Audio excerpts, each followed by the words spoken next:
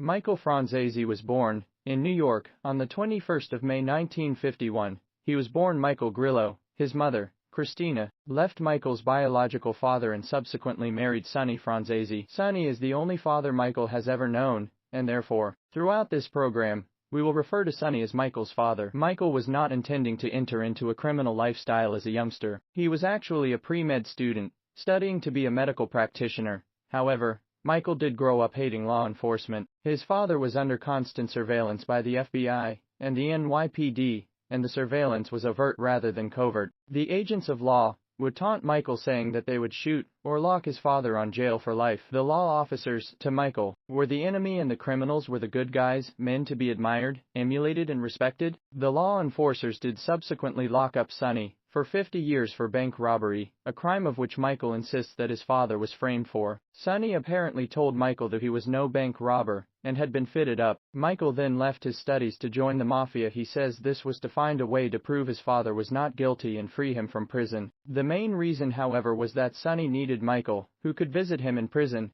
to run his various criminal enterprises for him. Michael says that his father told him that he needed to be on the streets the right way, and asked his son could he kill someone if needed. Michael replied that he could kill a man if necessary. He was on the fast track to being a made man in the Mafia. Michael Franzese participated in a murder in 1975.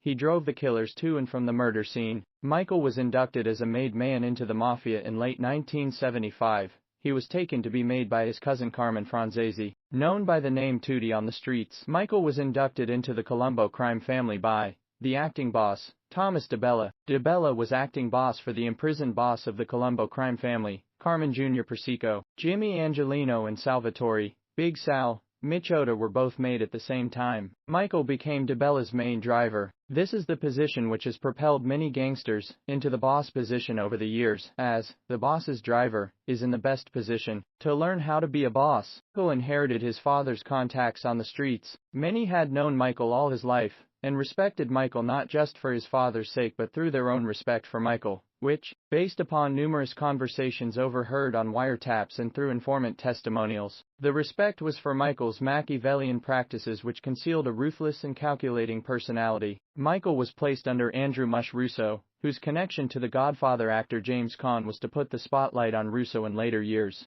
Michael quickly progressed through the various mob rackets. He had his fingers in multiple pies, and always worked on the basis of streams of revenue and maximizing turnover. Michael was made a captain in the Mafia in 1980, and, in the early 1980s, Michael was bringing in millions of dollars from a sports bookmaking racket, and also from a Russian mob-backed gasoline tax avoidance racket, which Michael had muscled into, after his father, Sonny Franzese, was approached by Larry Irizzo, who was asking for protection. Irizzo turned to Sonny Franzese after he was threatened by an Oklahoma oil fraudster, and one of the fraudster's employees named Andy Gazzara. Gazzara had gone to Long Island and threatened Irizzo. Irizzo had actually been indicted for bid rigging in 1980, in relation to some gas stations, but the indictment was dismissed without merit and, prior to contacting Sonny Franzese, Irizzo had asked law enforcement for help, but Irizzo had been ignored. The gas tax scheme was brought to the Russians by Martin Carey. Carey was the owner of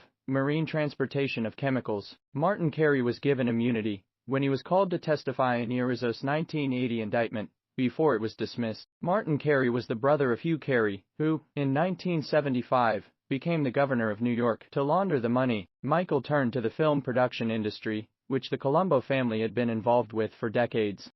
Michael created a production company called Miami Gold to produce films, including the 1986 film, Knights of the City. This money laundering process has been a Mafia staple for decades. Michael's father, Sonny Franzese, laundered some of his own money the same way over the years, including financing the 1974 film Texas Chainsaw Massacre.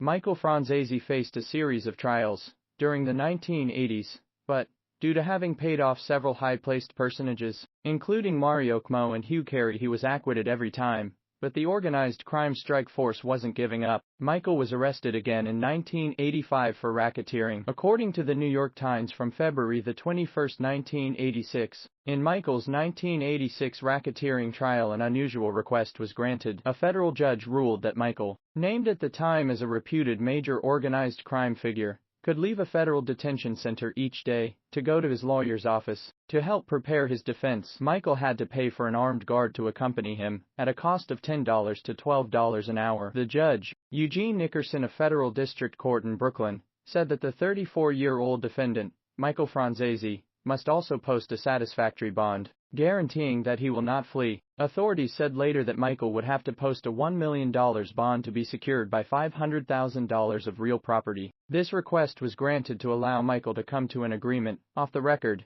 with the organized crime strike force. Michael knew that the more than $30 million he had put into an Austrian bank would allow him to avoid a massive jail sentence. Michael also knew that it was time to hide his real life and become a true Machiavellian master. In the 1986 case, which involved a massive swindle to sell many millions of gallons of gasoline in the New York metropolitan area without paying gasoline taxes, Mr. Franzese pleaded guilty to racketeering and tax fraud. An associate testified in a detention hearing that Mr. Franzese had personally received $1 million a week at the height of the gasoline scheme. As part of his 1986 plea agreement, Michael Franzese received a 10-year prison sentence for racketeering and probation for tax fraud. He also agreed to pay the government more than $14 million in restitution and fines, saying he would get the money from investments in movies and real estate. Strangely, Michael was released in 1989 and, even odder, the $30+ million remained unaccounted for, but almost all the organized crime strike force retired within the next 2 years. Michael's cooperation was even stranger. In fact, when Michael was arrested again in 1989 for violating his parole terms, the prosecutor, United States Attorney Andrew J. Maloney, said after the court session, "Mr. Franzese has led the government on a long merry chase for a number of years. We essentially view him as a con man." Michael didn't testify against any Mafia-made men. He didn't give any information that the organized crime strike force didn't already have. The only way that was possible was if the organized crime strike force were complicit. Michael realized that eyes were still upon him, and so decided to claim a conversion to Christianity. This is pure Machiavellian. To show the world that you are good, honest and decent when in reality you are corrupt and can lie, cheat, kill or anything whilst all the time act honest, decent, upright. What better than a minister of Christ? Michael, however, is a Catholic, and his born-again Christian act is just a front for his criminal enterprises. Michael is upfront about this in his YouTube videos. He talks about Machiavelli a lot, but he is such a master of Machiavellian practices that people, in general, don't think it applies to him. Michael uses his Christian public speaking engagements to converse discreetly with the Colombo crime family. Family members would attend the events. They would send notes as prayer requests were similar, asking Michael's opinion and advice. Michael would answer in his sermons, or by code referring to Bible passages. This continues today, but Michael uses YouTube to respond, advise on situations, and school the current mobsters on how to avoid jail, to never speak about crimes they have partaken in, and to issue death sentences on offenders. Michael has laundered millions of dollars through his ministries and his wine company, and through many other businesses. Michael Franzese is the current boss of the Colombo family, and has been, since being appointed acting boss by Carmen the Snake Persico in 1985. Michael uses front bosses to insulate himself. He never speaks about anything that could hurt him legally. He behaves as if someone may always be listening, and he's right to do so. Michael had the foresight to see the way technology and the RICO Act had made the old way of being in the Mafia untenable, and so he adapted to survive. He is one of the few to retain and enhance his power, so that now, in his 7th decade, he is the most powerful mafioso in America.